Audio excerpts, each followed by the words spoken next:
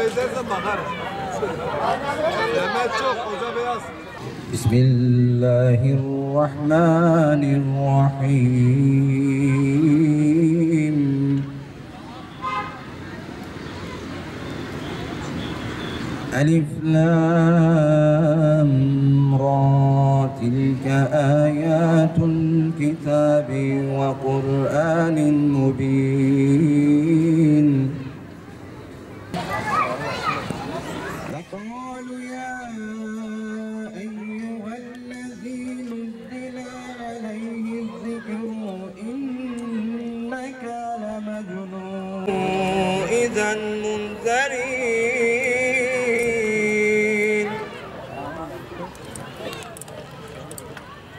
Kardeşlerim, bugün gençler olarak bir araya geldik. Gençlerin siyasetteki önemine belki atıfta bulunacağım. Ama sunucu kardeşimiz biraz Şehit Sacit'le aslında konuşma akışımızı etkiledi. Sacit kardeşimizi kanaatimce birçoğunuz tanıyorsunuz. Şehadetinden önce de 6 ay birlikte çalıştık biz. Hem genç olup hem de kendini bir davaya adamak Allah Azze ve Celle'nin razı olduğu bir ameldir. Genç olup kendini Allah yoluna adamak ve kardeşlerini Allah için sevmek Allah'ın razı olduğu bir ameldir. Ben şahit oldum. Günün belli bir vaktinde her zaman Kur'an okurdu. Ben bunu kendim gördüm. Buradan kendimize pay çıkaralım. Günlük Kur'an okuma virdimiz var mıdır bakalım. Allah yolunda feda olmak için Allah Azze ve Celle'nin önüne kattığımız bir amelimiz var mı bakalım. Eksiklerimiz olabilir. Fakat şunu unutmayalım. Allah-u Teala'nın bizden kabul ettiği amel hangisidir bilmiyoruz. Ve hiçbir amelimizi küçümsemeyelim kardeşler. Allah rızası için. Bizim çok da önemsemediğimiz ufak bir amel, Rabbimizi razı eden bir adım, razı eden bir amel olabilir. Bizim üstümüze düşen şudur kardeşler. Gençler olarak, ben de çok yaşım büyük olmadığı için söylüyorum, sizin gibi genç bir kardeşinizim. Süreç öyle bir geldi ki, bir alimin dediği gibi, ümmetin yükü omuzlarınıza binmeden ilminizi tamamlayınız. Bakın, şu an her birimizin üstüne düşen görev, ümmetimizin, toplumumuzun, ilçemizin, caddemizin, sokağımızın yükü omuzlarımıza binmeden ilmimizi ve kendimizi tamamlamamızdır.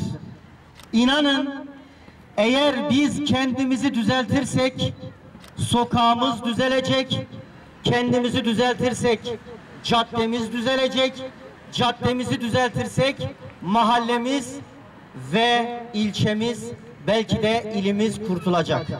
Biz aşığız şehadete, Kerbela'da Hüseyin'e, Hüseyin'in mektebinden geçenler çok rüzgar gibi.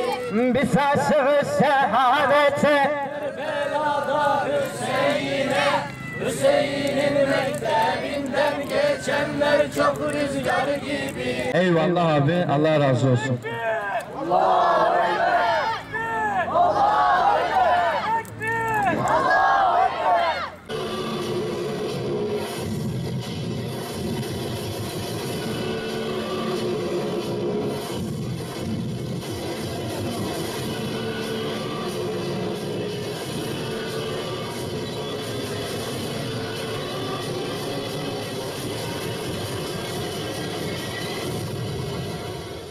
Silama aşık gençler, dillerde yemin billah, dağlar dizilse sesler, aşacaklar inşallah.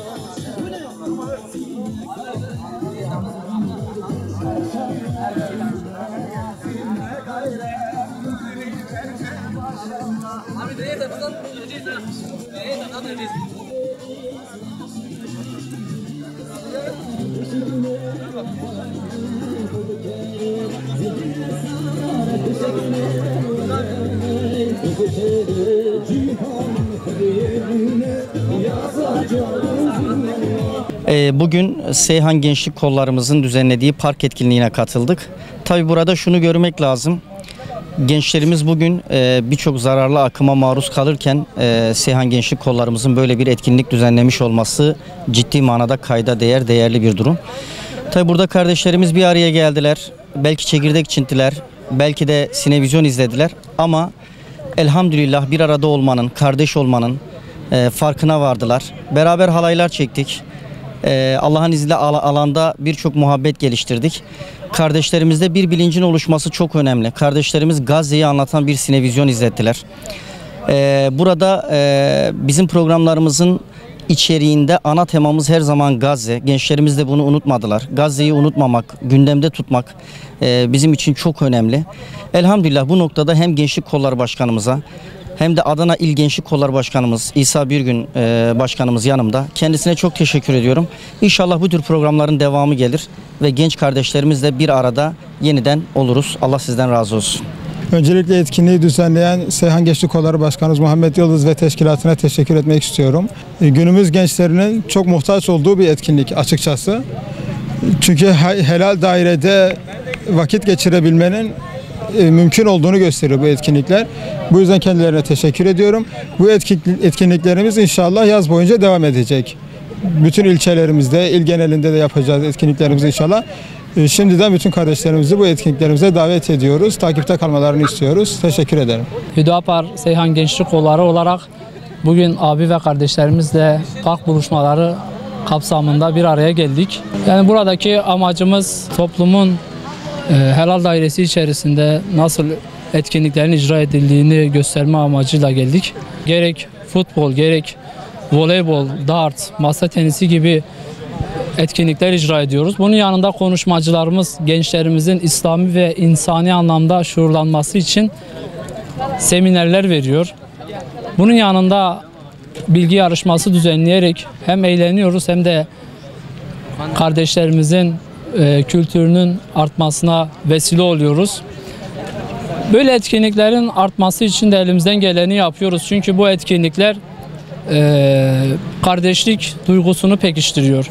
Milli ve manevi değerlerimize katkıda bulunuyor. Ne yazık ki bazı belediyeler eliyle gençlerimiz ve toplumumuz ifsad ediliyor. Festival adı altında, karnaval veyahut da konser adı altında gençlerimiz zehirleniyor, ahlaksızlaştırılıyor ve kimliksizleştiriliyorlar. Biz bu etkinlikleri düzenleyerek aynı zamanda milli ve manevi değerlerimize katkıda bulunmaya çalışıyoruz. Ne yazık ki bu belediyeler Batı kültürünü bu topluma dayatmaya çalışıyorlar. Ama biz bu etkinlikleri düzenleyerek inşallah gençlerimizin kimliğini korumaya çalışıyoruz. 1400 yıllık bilgi ve birikimimizle, kültürümüzle inşallah milli ve manevi değerlerimize sahip çıkıyoruz. Buradan Hüdapar Gençlik Kolları olarak özelde Adana, genelde Türkiye'deki vatandaşlarımıza Hüdapar'ın düzenlediği etkinliklere katılmaları için çağrı yapıyorum. Allah'ım Gazze'de kan ağlayan, yürekleri dağlanan kardeşlerimize yardım eyle. Mazlumların feryadını yerde bırakma. Bombalar altında yavrusunu kaybeden annelere sabır, evsiz kalanlara barınak, umutsuz kalanlara umut ver. Gazze'ye selamet, ümmete izzet, zalimlere hidayet ya da helak nasip eyle. Şehitlerin makamına âli, gazilerin ömrünü bereketli kıl. Ya Rabbi, bu ümmeti vahdetle birleştir. Fitneyi def et, kardeşliği tesis et. Kalplerimize takva, dilimize hikmet, amellerimize ihlas ver. Bizi ve tüm İslam coğrafyasını adaletle yönetilen yöneticilerle buluştur. İslam beldelerine huzur, güven, izzet ve birlik ihsan eyle. Afganistan'dan Arakan'a, Doğu Türkistan'dan Sudan'a, Gazze'den Yemen'e, her nerede bir mazlum bakış atılmışsa oraya nusretini ulaştır Allah'ım. Ey Rabbimiz, bu programda bulunan genç kardeşlerimizi salih kullarından eyle. Kalplerine iman, zihinlerine hikmet, yollarına istikamet ver. Onları Kur'an ile yaşayan, sünnet ile donanan, ahlakıyla parlayan gençlerden eyle. İffetlerini koruyan, gözlerini haramdan sakınan, hakka sarılan gençlerden eyle. İslam'a hizmet eden, ümmete umut olan, adımları sabit, niyetleri halis gençlerden eyle. Geçici heveslerin değil, ebedi hakikatlerin yolcuları eyle.